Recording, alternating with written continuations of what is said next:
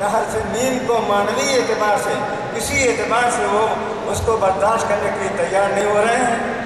جو سازشیں ہو رہی ہیں دنیا کے اندر آج اس عظیم امت کو مٹانے کی، اس عظیم امت کو ختم کرنے کی، وہ آپ سب کو معلوم ہے۔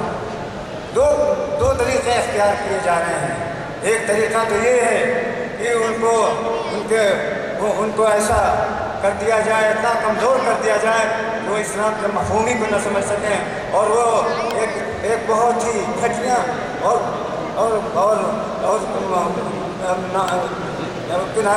کنارے پہ رہنے والی، آخری صف پہ رہنے والی قوم کے طور پر ان کو شمار کیا جا سکے۔ دوسری کوشش یہ ہے کہ ان کے اسلام کو اتنا کمزور کر دو اسلام کو کہ وہ اسلام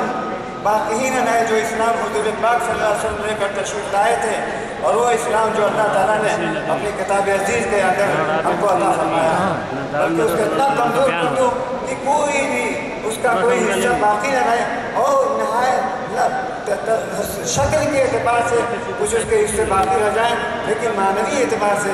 اور عملی اعتبار سے اس کا کوئی حصہ باقی نہ رہے۔ تو یہ کوششیں جو کر رہے ہیں ان کے بارے میں یہی کہا جا سکتا ہے کہ وہ عقل سے محروم ہے، اور وہ یہ نہیں سمجھتے یہ امت خالدہ ہے، امت واحدہ ہے، ہمیشہ رہنے والی امت ہے۔ کنتم خیر امت اخرجت للناس تأمرون بالمعروف وتنہون عن المنکر وتؤمنون باللہ، یہ امت ہے جو ہمیشہ باقی رہے گی۔ ومن احسن قولا ممن دعا الى اللہ وعمل صالحا، ومن احسن قولا ممن دعا الى اللہ وعمل صالحا وقال اننی من المسلمین۔ میرے بھائی اور دوستو، یہ صاف بات کا اعلان ہے کہ کبھی کوئی اس کو مٹانے کی کوشش کرے یا اس کو کمزور کرنے کی کوشش کرے تو اس کو کامیاب نہیں ہو سکتا، بلکہ اس امت کے لیے اللہ تبارک تعالیٰ نے ہمیشہ